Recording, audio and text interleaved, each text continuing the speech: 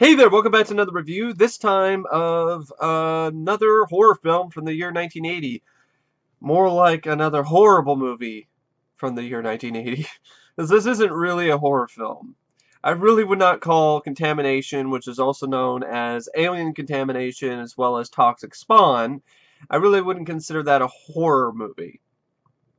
Consider it a horrible film, but I don't consider it a horror movie. This is another Italian knockoff from 1980 that was trying to cash in on the success of Alien. Um, I would say it's better than Alien 2 on Earth, but that's not saying much. This is a film that I've seen now 2 times, and that's 2 times too many. I would have to say the second time around, I would say it was probably more tolerable than it was the first time, but that's not saying much because it doesn't mean it's good. It still means it's pretty bad. I still thought it was pretty awful for the most part. It had some interesting ideas that wasn't very well executed. These ideas weren't very well executed, and I just thought it was a very slow-paced, boring, dull movie for the most part. When people aren't exploding, because of these alien eggs, and their guts aren't blowing out of their chests, and it's can get really tedious. So anyway, Contamination is directed by Luigi Cozzi, based on a screenplay by Luigi Cozzi, and it stars Ian McCulloch as Commander Ian Hubbard. No, really, I don't know. His name has nothing to do with Scientology. I don't think so anyway. Louise Marleau plays Colonel Stella Holmes. Marino Mase plays Lieutenant Tony Aris, who is pretty much a poor man's Robert Forster in this movie. Siegfried Rauch plays Hamilton. Gisela Hahn plays Perla de la Cruz. Carlo De Mejo plays Agent Young. Carlo Monni plays Dr. Turner, and there's a few other people in the cast and crew, and so on. I guess after the success of Star Crash, which Luigi Cozzi also directed, which, to be honest, I would rather watch that than this, because at least I can look at Carol Monroe's hot, sexy ass. And it's actually one of those kind of so bad it's good movies. He wanted to follow it up with another science fiction film. On seeing Ridley Scott's film Alien, his producer decided that he wanted Cozzi to make something similar. Due to budgetary constraints, Cozzi decided to set the film on Earth, although retaining the ideas of alien eggs and a large creature from Ridley Scott's film, and he wrote a script called Alien Arrives on Earth. Producer Claudio Mancini wanted to use the name Contamination, which had been the working title for an aborted film he had been developing based on the Jane Fonda film The China Syndrome. The name was duly changed against Cozzi's wishes, with the producer, also insisting on Cozzi developing more James Bond-style elements as opposed to a science fiction theme. And that's kind of interesting. I don't mind the idea of a sci-fi horror kind of James Bond movie. That could be kind of cool. Problem is, there's not much action in this movie. There's not much intrigue. So it's a waste of a particularly kind of intriguing concept. So yeah, the film's production offices, I guess, were in the same building as those used by the makers of Zombie 2, and impressed by the profits that film had made, Cozzi decided to try to hire the same cast members. But although ultimately Ian McCulloch was the only actor available to work on Contamination. Cozzi also wanted to use Carolyn Monroe, who had been featured in Star Crash as Colonel Holmes, and I wish that was the case, but the producer overruled him and hired Louise Marleau instead. Big mistake. Louise Marleau's just really is a terrible actress. I don't know if it's the dubbing. Could be the dubbing that's just really bad, but from what I've seen from her, I not impressed. So the film was apparently shot in 8 weeks between January 14th and March 4th, 1980. The film schedule included 3 weeks in Rome and then a further 2 weeks split between location shooting in New York City, Florida, and Colombia. And Cozzi had wanted to use animation or stop motion photography to realize the alien Cyclops of the film's climax, but he was once again overruled by the producer, and an animatronic version was constructed instead.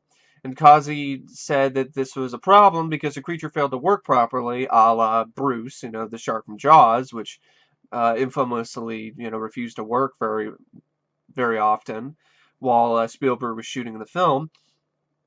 Not this movie, but I'm talking about Jaws. Uh, so, yeah, he claimed this creature didn't work well, so he had to use rapid jump cuts to hide the fact that it was being pulled about by stagehands. And I gotta be honest, he did a decent job covering that up.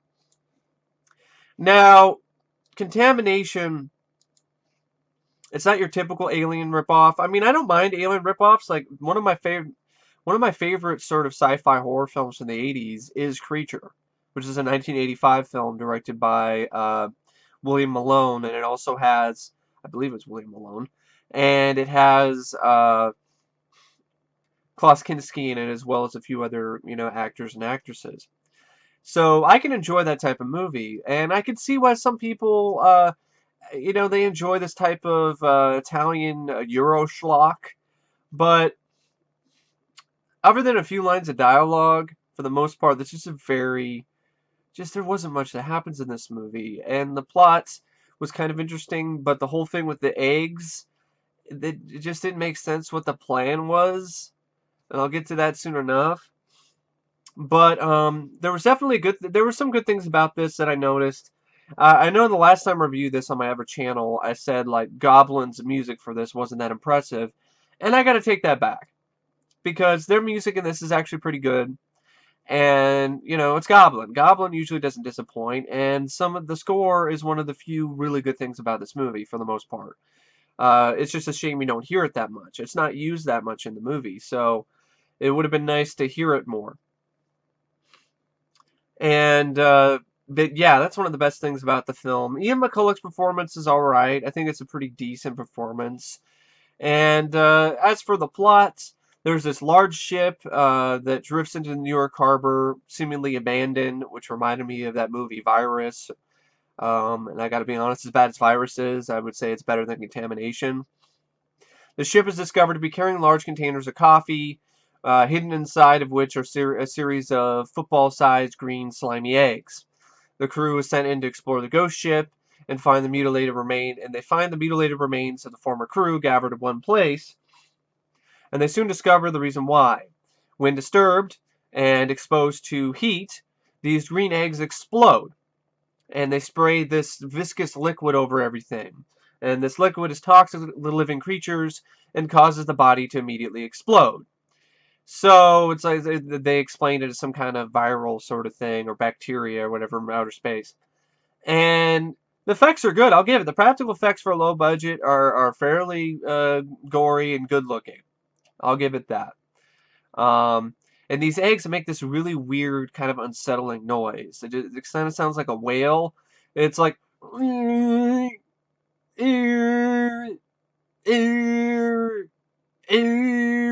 it's just really it is pretty unsettling. So, after a kind of promising beginning, with these guys in what looks like suits that the people in the crazies and George Romero's crazies were wearing, uh, they end up getting exposed to this liquid and they explode and their guts just absolutely just blow out of their bodies. And so the military's answer to this phenomenon is Colonel Stella Holmes, played by Louise Marleau. She establishes a link between the green eggs and the recent mission to Mars that ended badly for two astronauts who descended to the planet. And I think this is a huge leap. This is like going into fantasy. Because there's nothing about this movie that makes it look like this is in the future. This looks like it's just a film shot in 1980, and it takes place in present day of 1980. And it's a film that has like a Mars mission already. It's an absolute just huge leap of logic. And so these two astronauts, Ian Hubbard, played by Ian McCulloch, and Siegfried Rauch, who played Hamilton, these are the two astronauts, Hubbard and Hamilton. They saw something on the planet. It ended badly. One of them disappeared, and the other, Commander Hubbard, McCulloch, had a breakdown and subsequently became an alcoholic. And the other one that disappeared was Hamilton. And this is kind of a paint-by-numbers film at times, so I kind of pretty much predicted that they said Hamilton was dead, and I was like, he's not dead. He's probably the bad guy. He's probably the one responsible for getting these eggs into the city, or trying to ship them somewhere, or this big plan, master plan that Stella Holmes has kind of figured out. And I didn't understand it. She's like saying, we gotta find, or they could put a bunch of these eggs like in the sewers in New York, and we gotta find them because if we don't, then the city could explode. And I'm like, how could the city explode by just a few eggs that just blow up and then cause people to explode? It's not going to cause the whole city to explode. They're not. These eggs aren't made out of C4, so I didn't really get that. And I definitely didn't get the plan either. So the plan was that the Cyclops was going to have, he was going to mind control Hamilton and a bunch of other people to send out these green eggs into populated areas, and then they're going to explode and cause people to blow up. But it's only going to affect anyone in the direct vicinity of it. So I'm like, wow. So it's only going to affect people who are like right there, or like absolutely immediately just right there in the vicinity of this freaking egg. It's gonna go boom, and then they're gonna die. But people who aren't there are gonna be fine. And then it never explained how this Cyclops thing is gonna reproduce. Do these aliens reproduce when people explode? No, you never see that. So the plan is completely asinine and stupid. So it's like, we need to stop this plan. We need to stop it. And I'm like, what is the plan? What is the plan? So there's no suspense. But I do admit there was a line of dialogue. There's a couple lines of dialogue that were kind of corny, but you know, I did kind of get a kick out of it, and this is definitely one of them, where Hubbard is drunk, and this is where Stella Holmes is trying to get him to help her, and he's all like, he's drunk. He's like, "What else do you want to know about me? How many times a week I screw?" And Colonel Stella Holmes, she's like, "If you're always in that condition, it's obvious you couldn't get it up, even if you used a crane."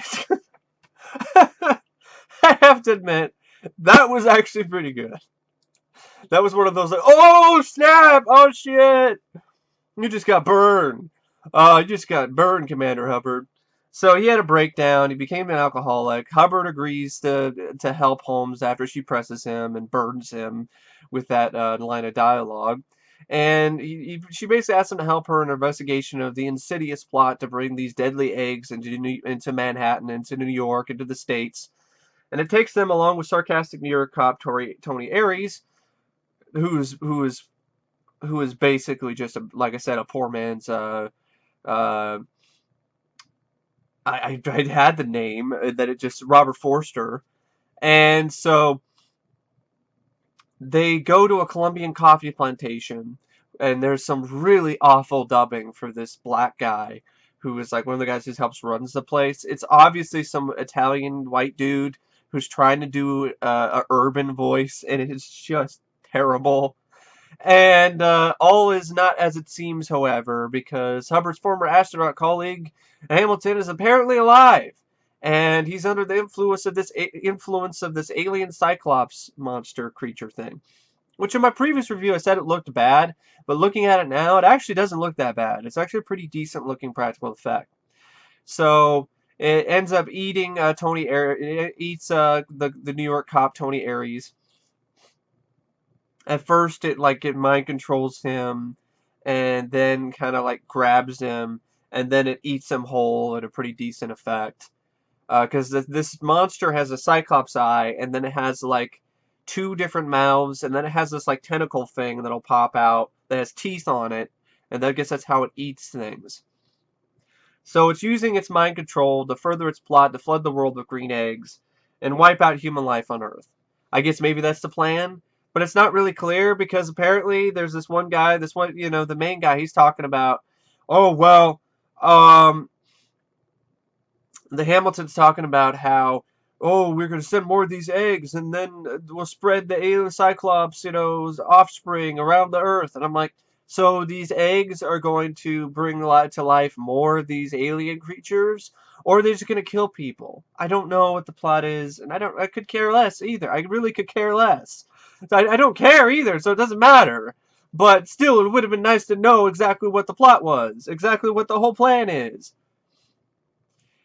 And this film is only 80-something minutes or an hour and a half, and it just drags. It's about 80% dialogue, boring dialogue and 20% actual action or gore or stuff dealing with an alien. Um, there's a whole scene that's just stretched out way too long where Stella is stuck in a bathroom with one of the eggs. And it just doesn't blow up for some reason right away. I guess it's because it wasn't exposed to heat, but that doesn't make sense because an egg exploded earlier when it didn't even it wasn't even exposed to heat before. So I don't know. I don't know about that. But apparently, okay, that's what happens. She's stuck there with this egg. She's banging on the door. It dragged on. It felt like 10 minutes. It was way too long to stretch out this just not very suspenseful scene because the egg isn't doing anything. It's just sitting there. And yeah, it might explode eventually, but it's taking a sweet ass time. And then you have a character I honestly don't give two shits about, so I could care less if she gets a facial of alien egg jizz that causes her stomach to explode. I could care less. I don't give a shit. So, yeah. So that's the kind of stuff that this film was full of. Just overlong, extended sequences that just didn't need to be that long.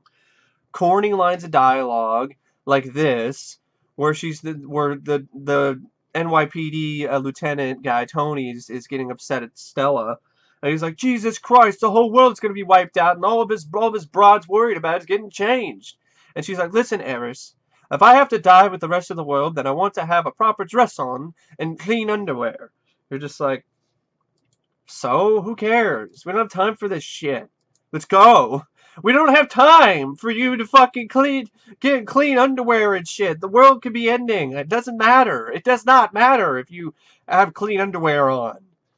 But anyway, yeah, I don't really, it's just a very forgettable movie, really, to be honest. It's a forgettable film.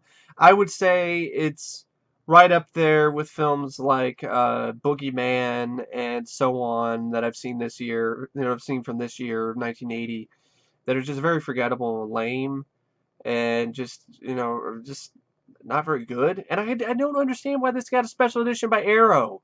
Arrow Home Video remastered this on Blu-ray, and it's got like features, and I don't get it. I really don't. I mean, if there are fans out there of this movie, cool. To each their own. I gave it another chance, and it just didn't work out for me. And it even has a stupid sequel-bait ending where one of the eggs shows up in like near a trash can in New York, in Manhattan, and then it explodes. And, might as well it kind of sums up the film for me, because it busts my balls! It just makes my balls explode. It's just very, yeah, it makes them explode out of sheer boredom. I mean, the only way I was able to sit through this the second time around and not fall the fuck asleep was because I was shredding documents while I was watching it and eating lunch. If I wasn't doing any of those things, I'm pretty sure I would have fallen asleep or I would have given up, stopped it, and went to watch something else. But anyway, yeah, I don't know what to say except if I was to rate Contamination out of 5 stars, I would give it 1. It's a bad film, but it's not as bad as Alien 2. It's not as bad as some of these other movies that I've seen from this year. But it still is definitely one of the worst films that I've seen from the year 1980. It's not the worst, but definitely one of the worst. Because there's not much for me about it that I like. I like one goofy line of dialogue, not an insulting line, a bunch of insults. And some of the gore effects are nice, but you can just watch clips of the gore on YouTube instead of sitting through the film. Because trust me, it's an undertaking. It's a definite undertaking to sit through this. But anyway, yeah, yeah, that's my review of Contamination. It's not much of a rant because it didn't piss me off, but it's still a shitty film. It really is. But anyway, I don't know what to say except thanks for watching. And as always, I will see you guys later. See ya.